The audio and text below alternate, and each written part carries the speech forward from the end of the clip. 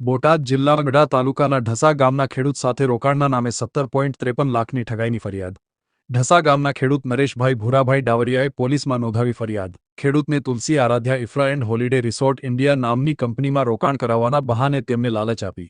કંપનીમાં ₹1,25,000નું રોકાણ કરવાથી દર મહિને ₹10,920ના હપ્તા મળવાની અને કુલ 24 હપ્તા બેંક ખાતામાં જમા કરવાની ખાતરી આપવામાં આવી હતી. ખેડૂત લાલચમાં આવીને અલગ અલગ તારીખે કુલ ₹19,50,000 કંપનીના બેંક ખાતામાં જમા કરાવ્યા.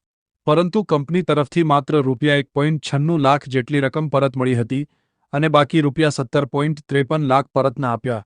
ખેડૂતે કંપનીના માલિક કિશોરસિંહ રૂપસિંહ રાઠોડ અને મેનેજર વિનોદભાઈ પાટીલ સામે નોંધાવી ફરિયાદ. ઢસા પોલીસે છેતરપિંડી વિશ્વાસઘાતની કલમો હેઠળ ગુનો નોંધી વધુ તપાસ હાથ ધરી.